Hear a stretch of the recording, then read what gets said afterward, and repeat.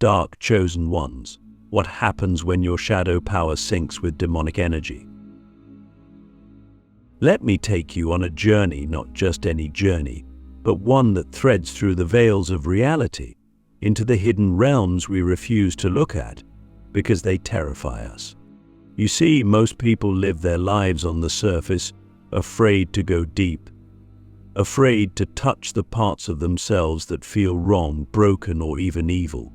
But what if I told you that darkness itself isn't evil? That the shadow you've been running from is actually your initiation?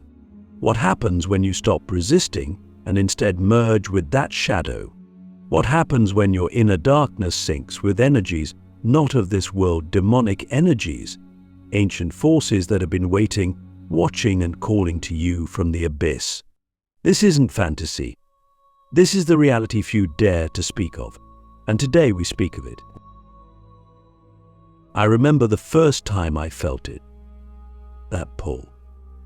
That whisper in the back of my mind saying, there's more.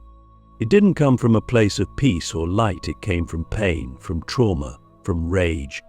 It came from betrayal, from silence, from years of pretending to be someone I wasn't. And in that darkness, something woke up. A power, but not the kind of power they teach in self-help books. This was raw, primal, a force that felt like it didn't belong to this world, and yet it was mine. Does that sound familiar? Have you ever felt something stir inside you during your lowest moments? That voice that tells you to rise, but not in love and fury? That's your shadow. But more than that, it might be the first knock of the demonic. Click subscribe to this channel to get more profound spiritual lesson. Now, let's be clear, when we say demonic, we're not talking about cartoonish red creatures with horns. Demonic energy is ancient. It's chaotic, yes, but chaos is not inherently evil. It's the force that breaks down falsehoods. The force that challenges order when order becomes tyranny. When your shadow power begins to awaken, it is often because the life you're living is no longer aligned with your soul's truth. You've been pretending for too long. You've been hiding your rage, your lust, your ambition, your need to dominate or destroy, and in doing so, you've become a shell. But the moment you start to listen to the shadow, it begins to sync with these chaotic forces, and something magnificent and terrifying begins. This is the path of the dark chosen one, not chosen by society, not chosen by heaven, chosen by the undercurrents of existence itself.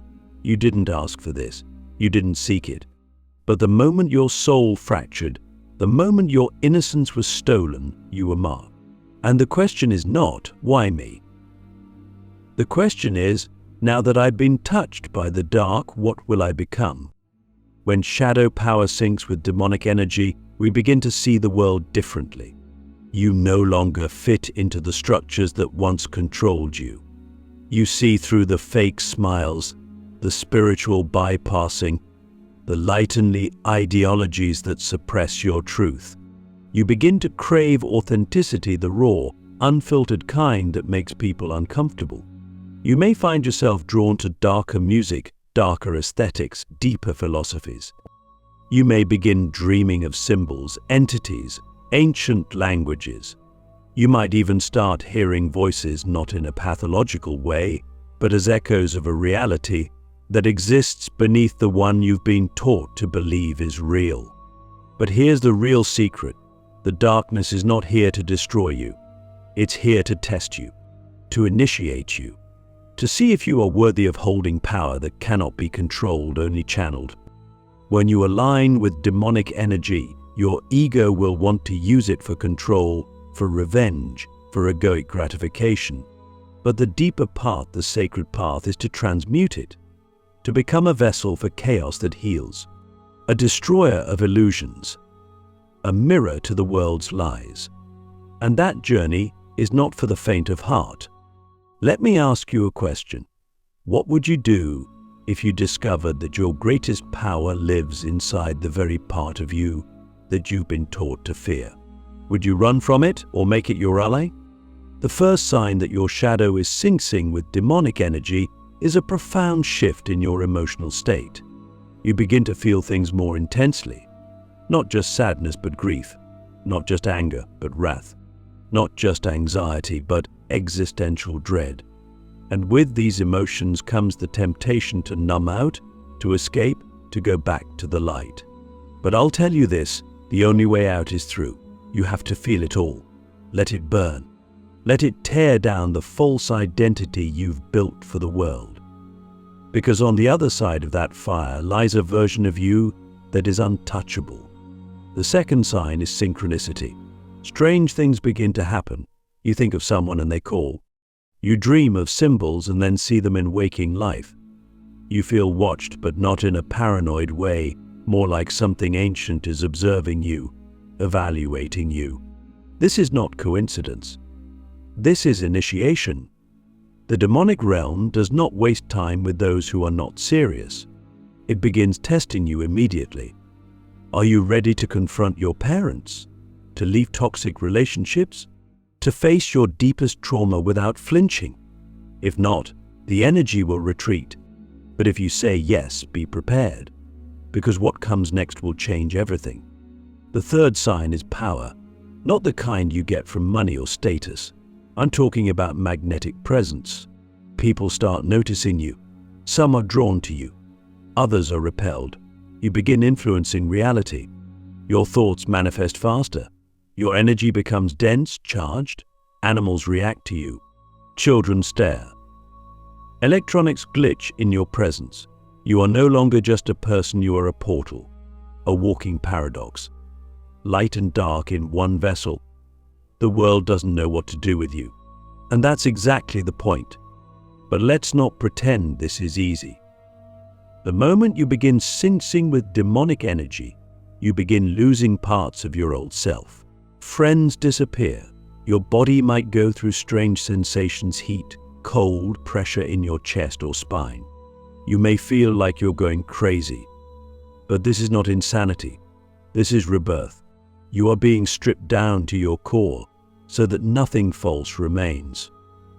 And the part of you that survives is the part that was always real. You see, the dark chosen one doesn't seek power for its own sake. We seek truth. Even if that truth is ugly, even if it means embracing the parts of ourselves that society rejects. We walk through fire not to become gods, but to remember that we already are. The demonic isn't here to possess you. It's here to awaken you, to test your will, your integrity, your soul. And if you pass the test, something extraordinary happens.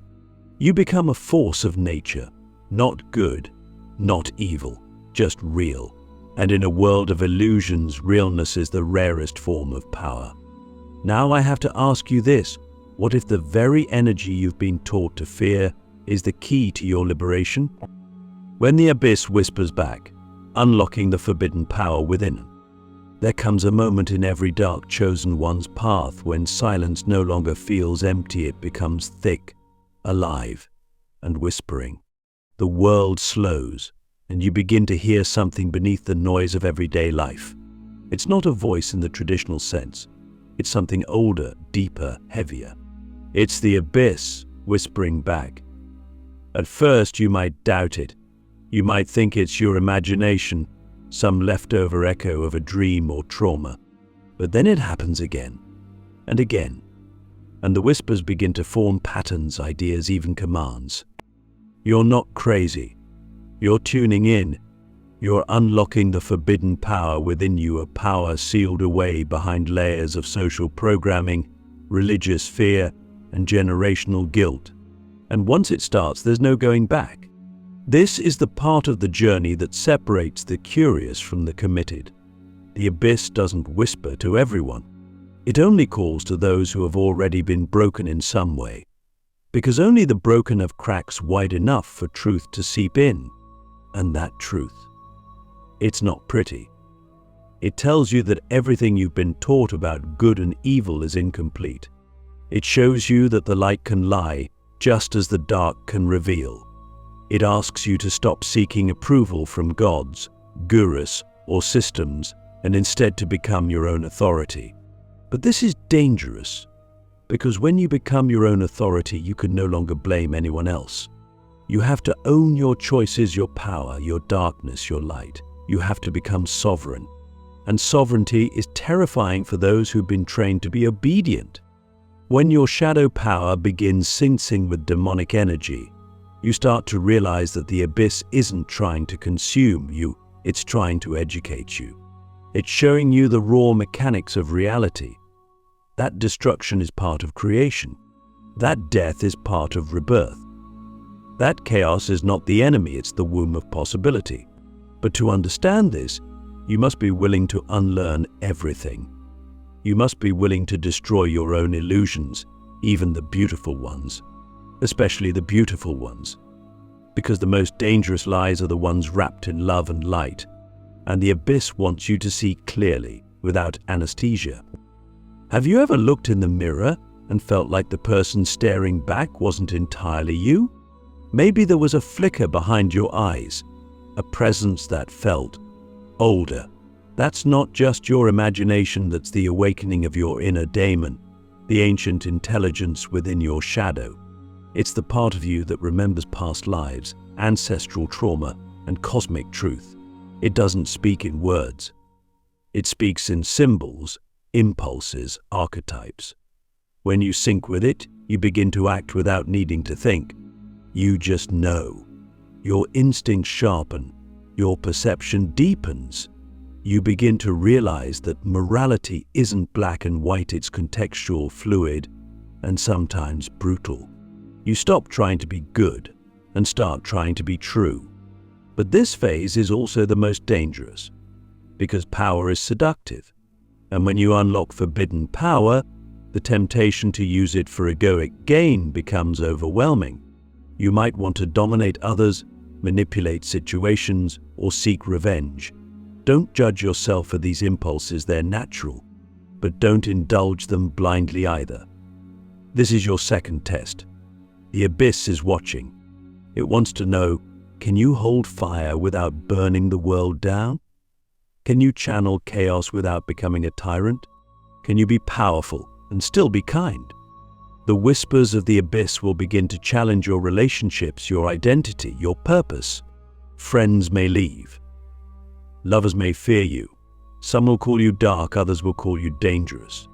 But the irony is you're becoming more honest than you've ever been. You're not hiding your pain. You're not pretending to be perfect. You're not playing the hero or the victim anymore. You're becoming whole. And wholeness includes rage, lust, sorrow, ambition, and the sacred hunger to be more, to be all. The demonic energy inside you doesn't want to destroy, it wants to liberate. But liberation requires destruction, not of the world, of the mask. You'll start to notice your environment changing too. Animals will act differently around you.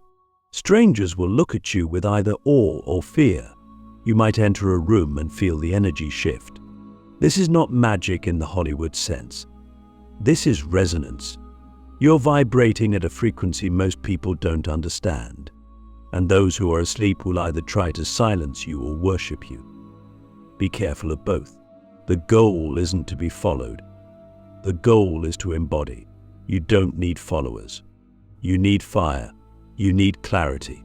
You need stillness so deep that even the abyss bows before you. So ask yourself right now, what am I afraid will happen if I fully step into my power? What part of me clings to limitation because it feels safer than truth? And what if, just what if, the scariest part of me is actually the truest part of me? The sacred rage, how destruction becomes divine purpose. There's a fire inside you. It's not the kind you light for warmth or comfort. It's the kind that burns down forests, cities, and entire belief systems. And for most of your life, you've been told to suppress it. Breathe through your anger. Let it go. Don't be so intense. But the truth is, that fire is sacred. That rage. It's not a curse, it's a compass. It's the part of you that refuses to accept lies, that cannot tolerate injustice, that will not bow to systems designed to keep you small. When your shadow power syncs with demonic energy, one of the first things you feel is rage. Not petty anger, not irritation, sacred rage. The kind that makes you want to tear down everything false and rebuild it in the image of truth. And that desire isn't wrong, it's divine. The only question is whether you'll let it consume you or consecrate you. You see, society has trained us to fear destruction. But what they don't tell you is that destruction is the womb of creation. Every forest needs fire to renew itself. Every soul needs a death to be reborn. And when you awaken to your deeper self, the dark chosen one, you begin to feel this pull toward destruction. Not because you hate the world, but because you see through it. You see the hypocrisy in religions that preach love while breeding shame. You see the emptiness in success that costs your soul. You see the lies in relationships that pretend to be love, but are really contracts of control. And once you see it, you can't unsee it. So what do you do with that rage? You channel it, you consecrate it, you make it sacred. The fire inside you isn't meant to destroy for the sake of destruction, it's meant to purify, to burn away illusion, weakness, dependency, and fear. When used with awareness, sacred rage becomes a sword of divine clarity. You stop tolerating fake conversations, fake friendships, fake identities. You speak truth, even when it shakes the room. You act with integrity, even when it costs you everything. And slowly, painfully, you become someone who cannot be manipulated. Someone who cannot be bought. Someone who is truly terrifyingly free. But here's the paradox: to be free, you must first surrender, not to a god, not to a guru, to your own truth. To the part of you that rages not because it's hateful, but because it's holy. This rage is the voice of your soul screaming through the noise. And when you stop resisting it, when you stop being ashamed of it, a new kind of power is born. A power that doesn't seek revenge, it seeks restoration. A power that doesn't aim to punish, it aims to reveal. You become a mirror so sharp that people either cut themselves on your truth or finally see themselves clearly for the first time. I want to ask you something now. What if your rage is not the enemy, but the guardian of your soul's calling? What if the reason you're so angry is because something sacred inside you is being ignored, silenced, or betrayed? And what would happen if you stopped trying to tame it and instead listened to it? When you sync with demonic energy, rage becomes revelation. You begin to realize that you were never meant to be docile. You were never meant to be polite. You were never meant to be digestible. Your soul came here to disrupt, to challenge, to provoke awakening. And that's messy. That's uncomfortable. People will label you toxic, dangerous, unstable. But that's because they built their lives on lies, and you are the storm that threatens their illusion. You do not owe them silence. You do not owe them softness. You owe them truth. And sometimes truth sounds like thunder. But don't mistake this for permission to lash out blindly. The sacred warrior does not strike without purpose. Your rage must be tempered with vision. You don't burn the system down just to watch it fall. You burn it down to build something better. And that takes discipline. That takes heart. That takes the willingness to lead, even when you're misunderstood, even when you're alone. Because the deeper you go into this path, the lonelier it gets. Not because you're unloved, but because so few are willing to walk this far into the fire. But you're not alone. Not really. Others are waking up too. Other dark chosen ones. You'll feel them before you see them. You'll meet someone and sense the same fire behind their eyes. The same scars. The same refusal to submit. And when you find them, don't try to fix them. Don't make them small. Stand beside them. Burn together. Forge something new out of the ashes of the old. This is how we build temples made of soul. This is how we change the world, not with fake light, but with true fire. So I ask you again, Can you hold your sacred rage without being consumed by it? Can you let it guide you without letting it control you? Can you become the fire and still remain human, becoming the living sigil, the final alchemy of the dark chosen one? At the end of every descent there comes a stillness, not the kind of stillness you feel after a meditation session or a peaceful walk in the forest. This stillness is different. It's the silence that remains after the storm has passed, after the fire has devoured everything false. It is the stillness of standing in the ashes of who you used to be, knowing there is no going back. This is the final phase. The alchemy. The moment you stop trying to become someone and instead realize that you are something. Not a person, not even a soul, but a living sigil. What does that mean? A sigil is a symbol, a carrier of energy, a code that represents a force beyond words. And when your shadow power fully syncs with demonic energy, you become one. You become a living embodiment of the chaos, the truth, the rage, the vision, the healing, and the divine madness you've endured. You don't just talk about transformation, you are transformation. You walk into rooms and shift the frequency. You don't try to change people, they change because you exist. Not because you say anything, but because your very presence reveals what they're hiding from. You have become the mirror and the fire. But this power is not about dominance. It's about alignment. You're no longer acting from ego. You're acting from essence. Every choice you make is encoded with the energy of your journey. Every word you speak carries the weight of your shadow. Every step you take is a ritual.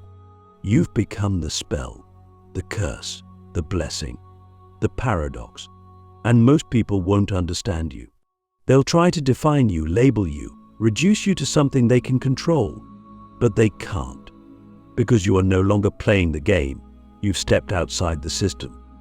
You are the system now, a new one that moves from the inside out. And here's the most beautiful part. You don't need to explain yourself. You don't need to convince anyone. You don't need to prove your worth. You've already died and been reborn. You've already walked through hell. You've already faced your demons, and some of them bowed to you. You carry their mark now, not as a curse, but as a crown. You don't need validation. You are the validation. But with all this power comes a deeper responsibility, not to others, to yourself. You must protect your energy, your vision, your clarity. You must guard your inner temple like sacred ground. Not everyone deserves access. Not everyone is ready to stand in your presence, and that's okay. You're not here for everyone. You're here for those who are ready to wake up, to burn, to build, to become. So I ask you, now that you've walked this path, what will you do with this power? Will you hide it? Will you dilute it?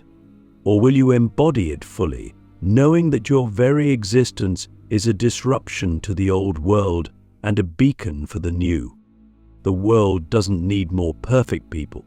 It needs more real ones, more warriors of shadow and light, more beings who can hold both the sacred and the profane without flinching, more living sigils.